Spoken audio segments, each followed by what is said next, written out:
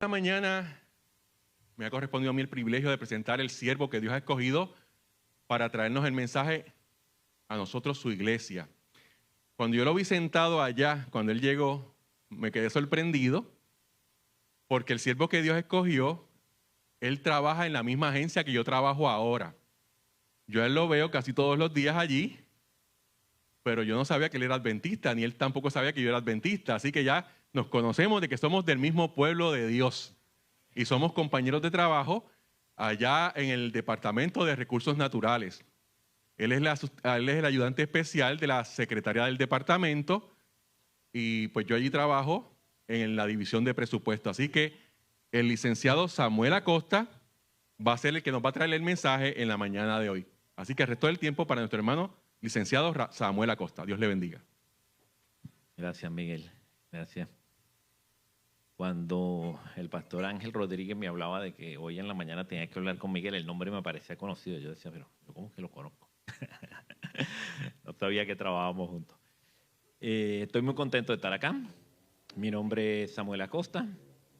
Soy predicador itinerante hace como 35 años.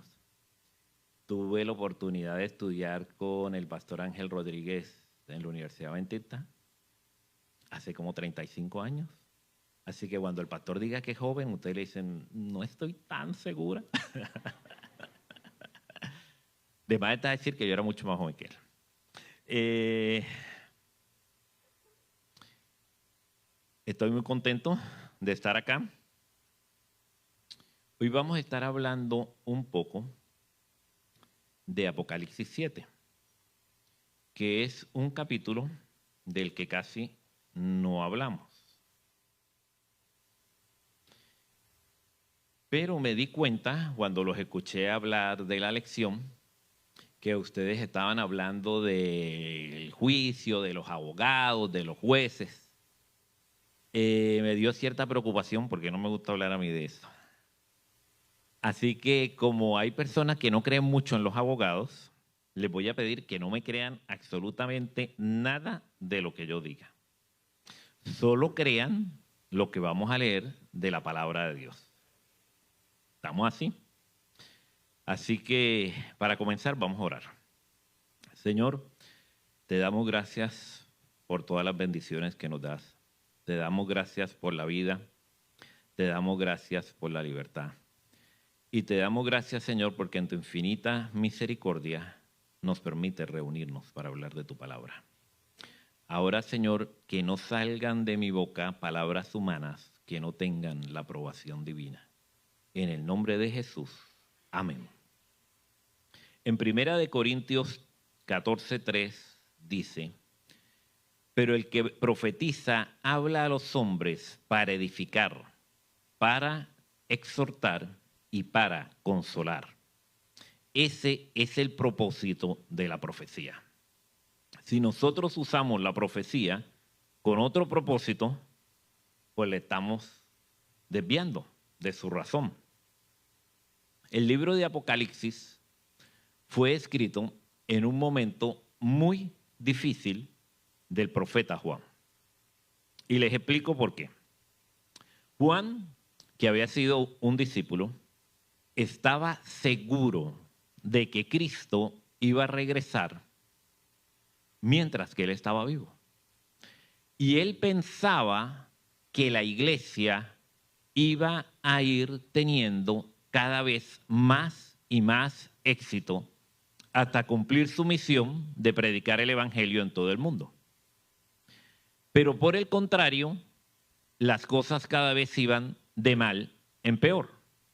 Comenzó una gran persecución por los emperadores romanos, al punto de que la iglesia casi llegó a extinguirse.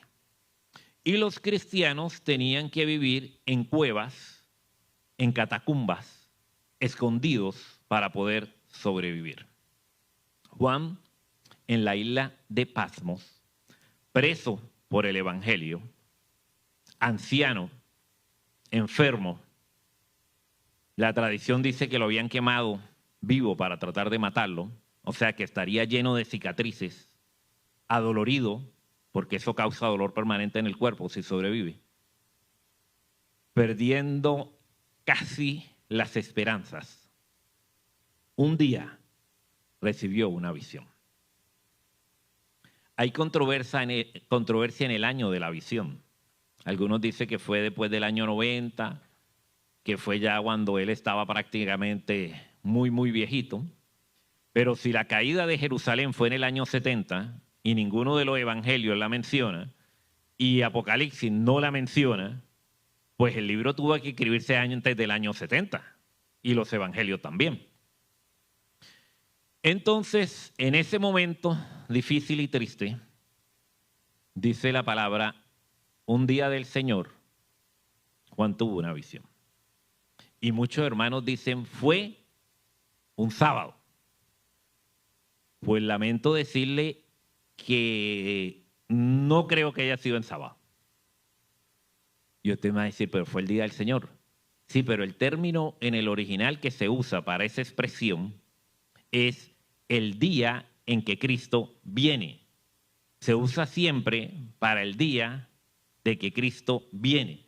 O sea que la visión era de eso, del día de que Cristo viene. No es referente al día en que él recibió la visión.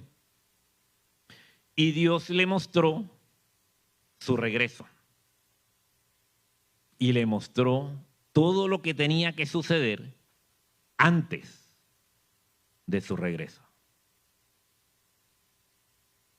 Y Juan entendió que faltaba mucho tiempo. Que faltaba mucho tiempo. Ahora con la pandemia ha habido un resurgir del estudio del Apocalipsis. Y me invitaron a predicar a una iglesia de la poca que no cerró con la pandemia.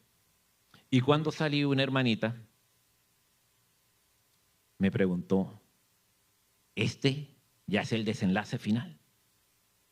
Yo le dije, hermana, faltan algunas cosas según Apocalipsis. Y me dijo, ¿y por qué no predicas de eso? Yo le digo, ¿por qué no me invitan? Lo que yo no sabía es que de ahí en adelante me iban a invitar todos los meses hasta que se acabó la pandemia. Así que prediqué casi de todos los capítulos de Apocalipsis. Y uno de los temas que hablamos es el que vamos a hablar hoy. Apocalipsis, capítulo 6, versículo 17.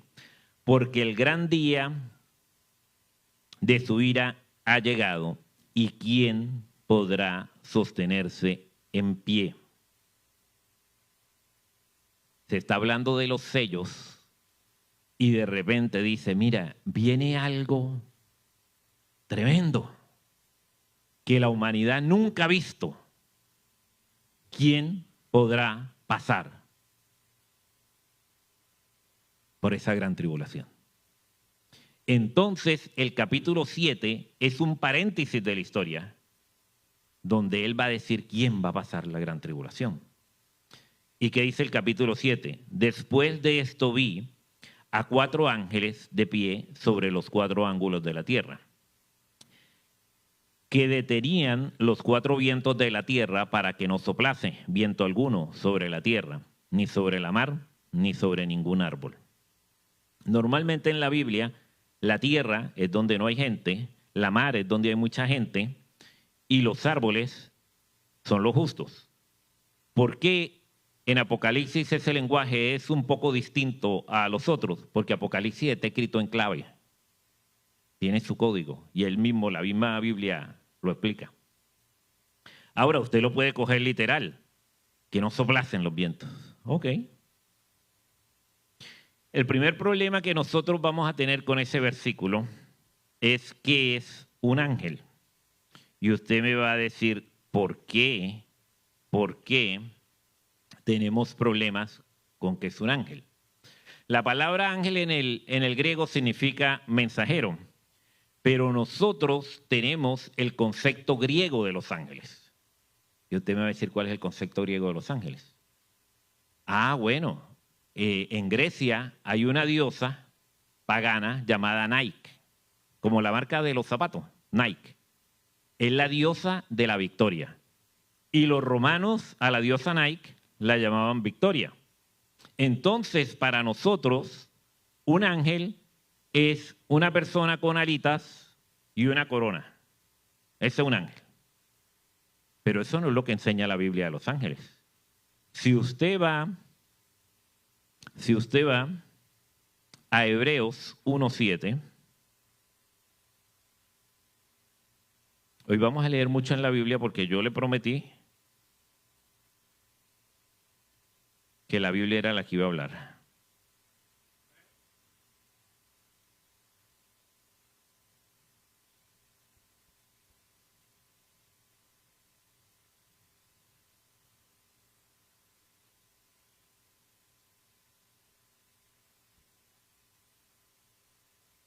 Si alguno lo encuentra primero que yo en confianza puede leerlo porque es que esta Biblia tiene el problema que se le pegan las páginas. Hebreos 1:7.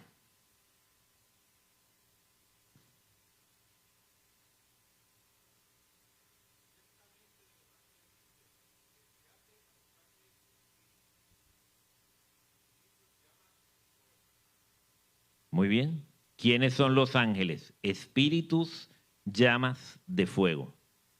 ¿Qué nos dice Salmos 104?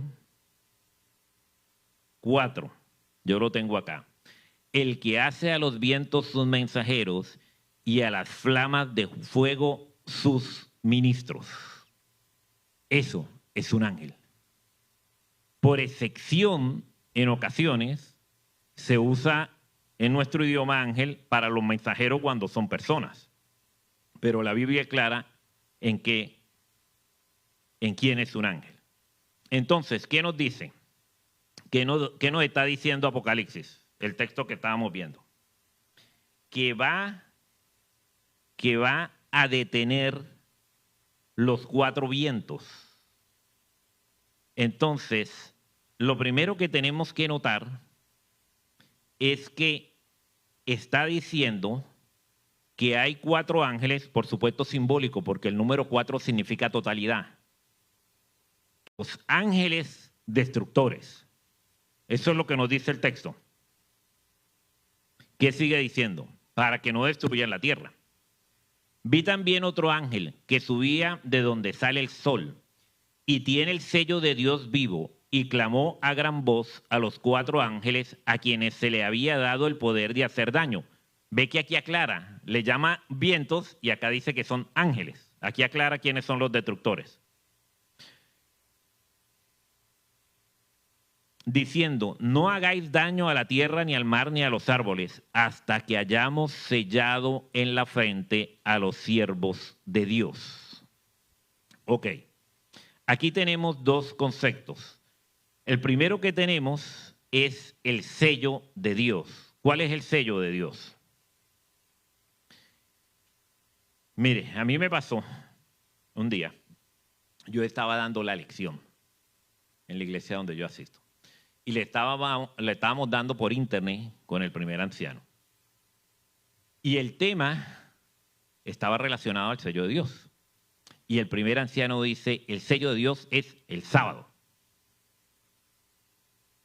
Yo le digo, hermano, el carácter de Dios. Me dice, no, el sábado. Yo digo, hermano, el carácter de Dios. Me dice, es el sábado porque Ezequiel dice que es el sábado.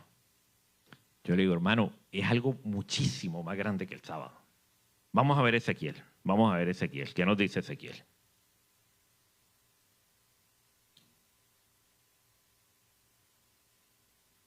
Ezequiel 9:4.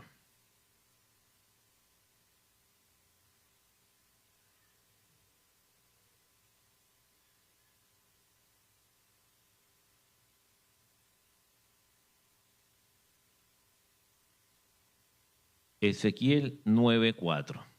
Y le dijo Jehová, pasa por el medio de la ciudad, por el medio de Jerusalén, y ponles una señal en su frente a los hombres que gimen y que claman a causa de todas las abominaciones que hacen en medio de ella. Y a los otros dijo, oyendo yo, pasad por la ciudad en pos de él y matad, no perdonad vuestro ojo, ni tengáis misericordia. Uno va a ser sellado para salvación y otro no va a ser sellado. ¿Qué nos dice Efesios 1:13?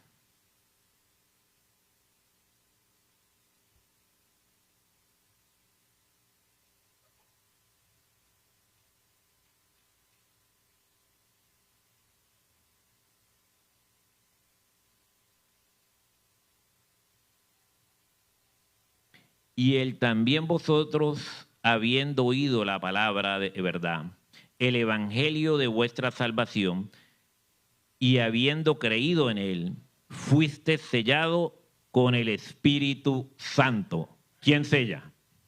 El Espíritu Santo. Tengo que hacer un pequeño comentario. Veo una corriente dentro de los cristianos que está llegando en la iglesia, donde hablan que el Espíritu Santo no es una persona. Yo pienso que la Biblia es clara, hermano. Tenemos que estudiarlo y verlo, pero la Biblia específicamente habla del Espíritu Santo como una persona y le da características de persona. Lo invito al que tenga dudas sobre eso, que estudie más profundamente el tema, que estoy seguro que se va a convencer de lo que dice la Biblia. Entonces, ¿quién está sellando? El Espíritu Santo. Mire lo que sucede. Mientras esto está pasando, que los santos son sellados, Apocalipsis 13 nos habla de que Satanás y los poderes con los cuales trabaja Satanás están falsificando el sello de Dios. Y allá lo llaman la marca de la bestia. Entonces, la marca de la bestia es en la frente y en la mano. ¿Qué significa eso? Que esa persona piensa como ellos. Esa persona está convencido de que ellos tienen la razón. Por eso es en la frente. Y en la mano, esa persona que no cree como ellos, que no está convencido como ellos, pero económicamente le conviene trabajar con ellos. O trabaja para ellos, aunque no esté de acuerdo en lo que piensan ellos. En el caso de los que son sellados por Dios, es totalmente diferente. Porque el capítulo 14 de Apocalipsis nos dice que el sello de Dios, dice, tienen el nombre del Padre y del Hijo en su frente. O sea que piensan como Cristo, que actúan como Cristo, que estas personas que son llenas del Espíritu Santo van a tener el amor que Jesús tenía por los demás. Esa es la diferencia del sello de Dios a la marca de la bestia. Vamos de nuevo a nuestro capítulo 7, que es el que estamos viendo el día de hoy.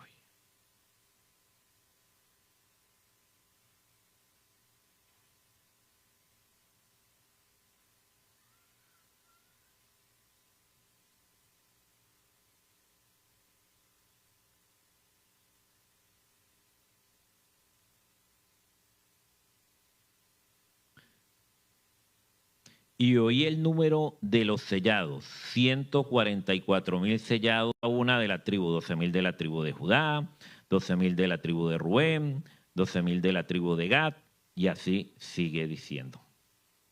Ahora, siempre que hablamos de este texto, pasa algo. Las personas piensan inmediatamente, bueno, ese grupo entonces son de Israel. Porque si estamos hablando específicamente de una tribu de Israel, estas personas tienen que ser judías. Pues mire, déjeme decirle que si usted ve en el capítulo 4, él dice oí el número, y en el capítulo 9, en el versículo, 4, y en el versículo 9, él dice después, miré, y era una gran multitud que no se podía contar. Entonces, nosotros vamos a estar frente a una situación que usa Juan en varias ocasiones. Yo no sé si ustedes se han dado cuenta. Juan usa una figura literaria para llamar la atención, que es que él dice, oigo una cosa, escucho una cosa y veo otra. Y eso solo lo hace Juan en la Biblia. Si usted ve en Apocalipsis 5, versículos 5 y 6, dice Juan, me dijo, no llores, mira el león. El león es Cristo. Dice, y miré y vi un cordero. Entonces ustedes ven, es una figura literaria que él usa para contrastar. Apocalipsis 21, 9 al 12 dice, me dijo, ven, te mostraré la novia, la esposa del cordero. ¿Y qué le dice después? Y me mostró la santa ciudad, Jerusalén. Entonces, es un método que él usa para llamar la atención. Pero hay personas que dicen, no, como dice 12,000 de cada una de las tribus, son las tribus. No, es algo totalmente simbólico.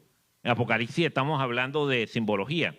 Igual, si nosotros vemos la lista de las tribus de Génesis 49, la lista de las tribus de Números 1, 5 al 15, de Ezequiel 48 y de Apocalipsis 7, las listas va a tener diferentes nombres. En el caso de Apocalipsis, Judá sale como primogénito y ustedes saben que Judá era el cuarto hijo. Y también se omite a Adán y a Efraín, porque se volvieron paganos. Entonces, no puede ser literalmente Israel. Cuando Juan escribe el libro, ya el pueblo de Dios se había dividido en dos grupos, el reino de Israel y el reino de Judá. El reino de Israel se había perdido desde los asirios, desde el cautiverio. O sea que lo que quedaba era el grupo del reino de Judá. O sea que sin duda alguna se está refiriendo al Israel espiritual. Si usted va a Gálatas 3,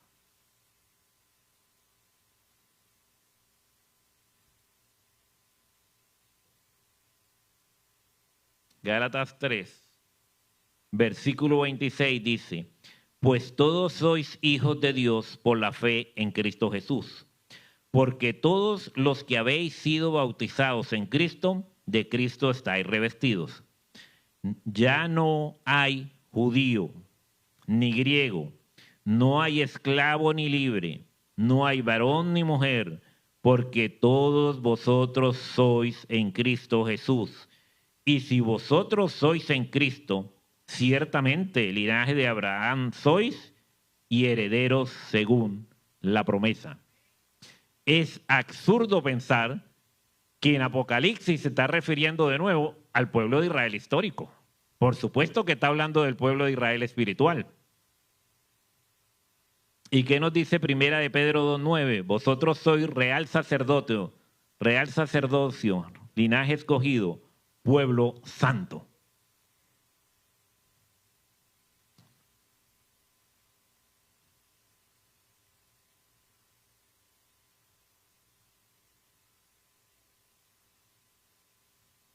Vamos, versículo 9 del capítulo 7.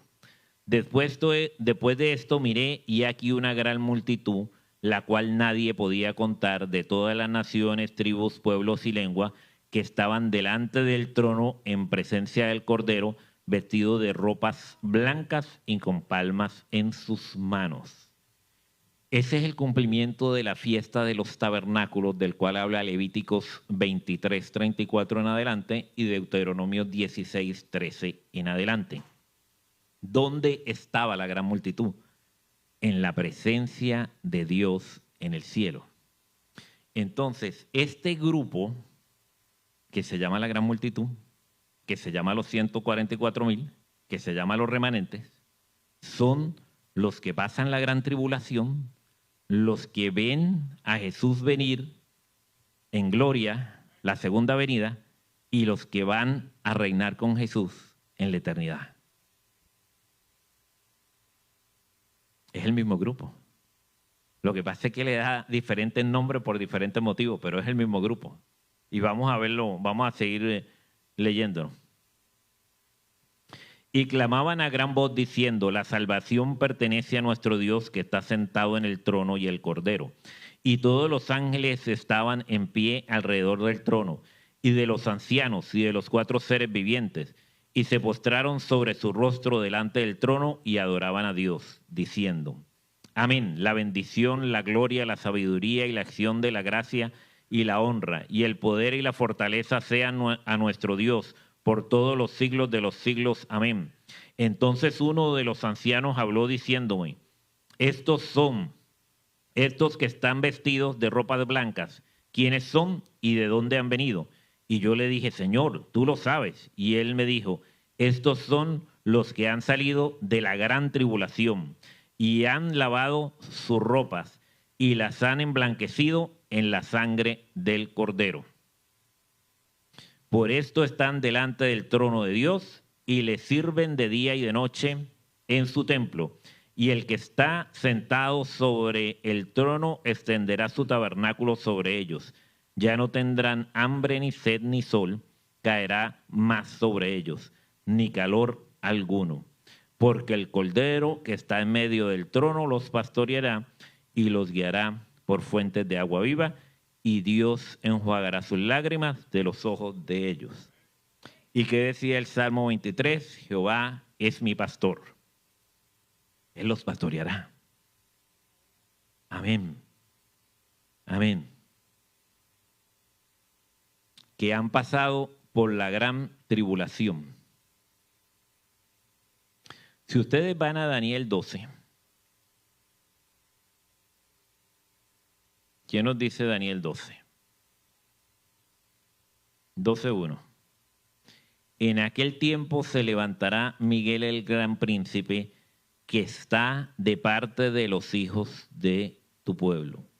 Y será tiempo de angustia, cual nunca fue desde que hubo gente hasta entonces. Pero en aquel tiempo será libertado tu pueblo, todos los que estén escritos en el libro. ¿Qué es lo peor que ha vivido la humanidad? Lo peor que yo he visto son las guerras mundiales. ¿Ustedes han visto alguna vez algún documental de la guerra mundial? ¿Han visto cómo muestran los muertos así amontonados? ¿Cómo los nazis mataban a la gente en los hornos de cremación? ¿Han visto las bombas atómicas? ¿Cómo quedó eso en Hiroshima y Nagasaki? Terrible, terrible. Yo creo que eso es lo peor que nosotros hemos visto en nuestra generación, porque lo hemos visto en documentales, por supuesto. La Biblia habla de la caída de Jerusalén, que estaba profetizada, y Josefo habla un poquito de la caída de Jerusalén.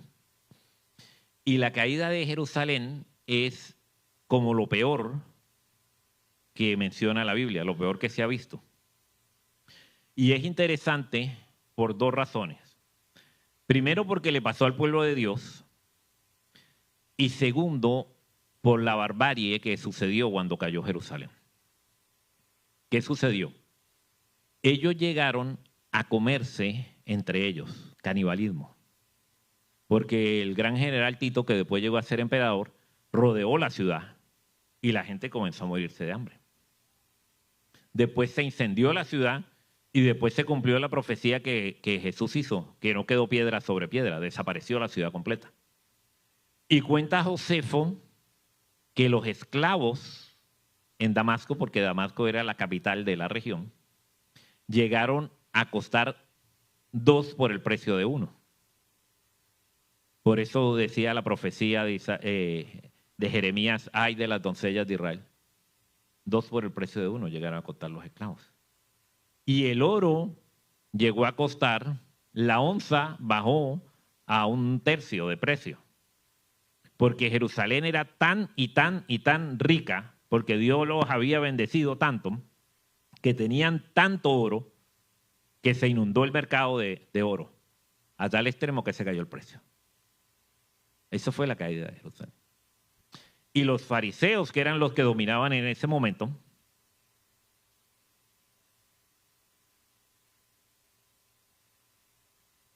que se creían superiores a los demás, que oraban, Señor, te doy gracias por ser judío, por ser hombre, por ser fariseo.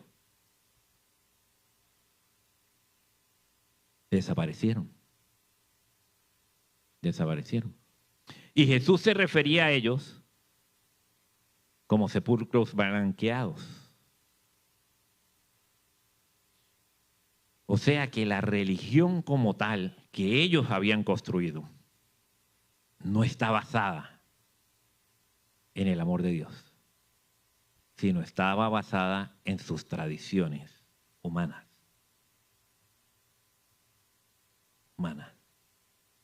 Ahora, eso nos debe hacer reflexionar a nosotros en cómo nos estamos preparando para esa gran batalla espiritual. Porque si ustedes ven en Apocalipsis 7, de la forma como habla, como están organizadas las tribus, de 12 por 12 por 1000, de los grupos como expresa cuando dice 12.000 de la tribu de tal, de los 12.000 de la tribu de tal, era la forma como el pueblo de Israel se organizaba para la guerra. Y eso lo podemos ver tanto en Números, el capítulo 1, en 2 de Samuel 24 y en 2 de Crónicas 27. Pero el Apocalipsis 17, en Apocalipsis 7, cuando nos habla de esa organización del pueblo, lo que nos está hablando es, viene una guerra espiritual. Viene la batalla espiritual más grande para el pueblo de Dios. ¿Y cómo nosotros nos estamos preparando? El capítulo 7 nos deja una partecita de la historia sin contar. Y esa partecita la encontramos en el capítulo 14. El capítulo 14 es el que más nos gusta a nosotros hablar.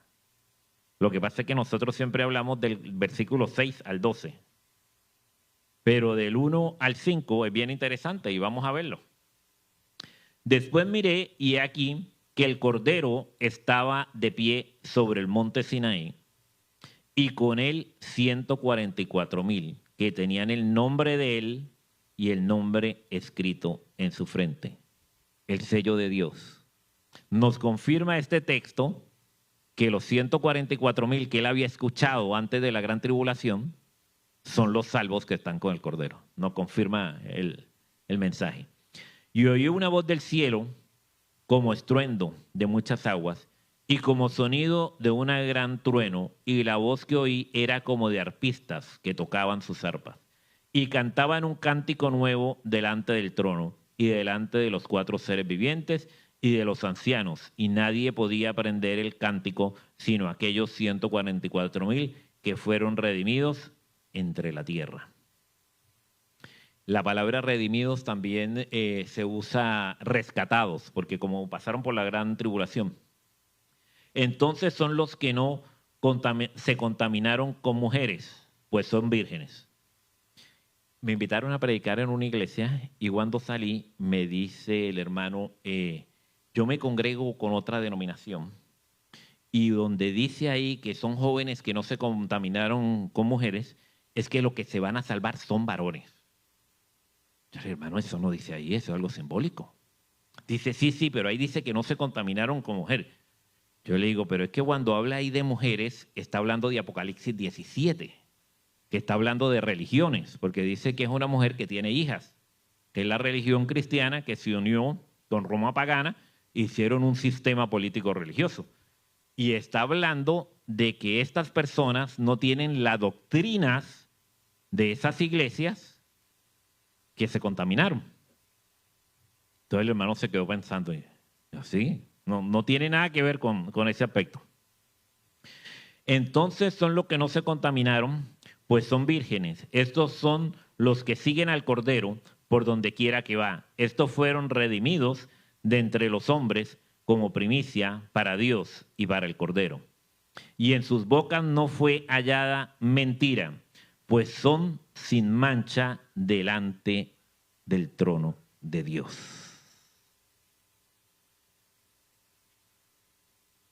Los 144,000, la gran multitud, y el remanente están delante del trono de Dios y del Cordero.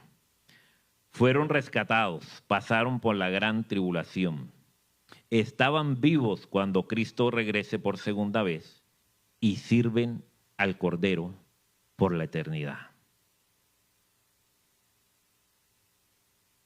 Hay muchas corrientes filosóficas, diría yo, que están entrando en la iglesia. Y una de esas es la salvación en pecado. Ese principio no es bíblico. Dios ama al pecador. Dios acepta a cualquier pecador. Estábamos hablando de Nerón en la lección. Sí, si él se arrepiente, Dios lo acepta. A Hitler, si él se arrepiente, Dios lo acepta. Dios es amor y misericordia. Pero cuando tú te entregas a Dios, el Espíritu Santo comienza a trabajar en ti. No es que vas a ser peor que antes. Va a ir cambiando algo en ti. Va a ir cambiando. Que el cambio hay veces es muy rápido. Sí, el ladrón que se robó la salvación. Que el cambio hay veces es muy lento. Sí, en mi vida ha sido lento. Yo le soy sincero. Pablo decía, yo el más grande de los pecadores. Pero bueno, yo compito con Pablo aunque sea en algo. Fuera de que se me duermen, ese con Pedro, fuera de que se me duermen la persona cuando predico, pero esto ya es otra competencia. Sí, pero el Espíritu Santo va trabajando con nosotros. Y va a llegar el día, si nosotros lo permitimos, porque eso es una decisión propia, si usted deja que el Espíritu Santo trabaje en su vida o no, que usted va a ser lleno de amor como Jesús. Que usted va a tener un carácter como el de Jesús. Que usted, lleno del Espíritu Santo, va a poder vivir sin pecar. Amén. Amén. Porque ese día va a ser sellado y ese día va a ser listo para salvación. La pregunta en el día de hoy, después de haber leído media Biblia, ¿hay alguien aquí que quiere que el Espíritu Santo trabaje en su vida? ¿Hay alguien aquí que quiere que el Espíritu Santo lo transforme? Por favor, póngase de pie, vamos a orar.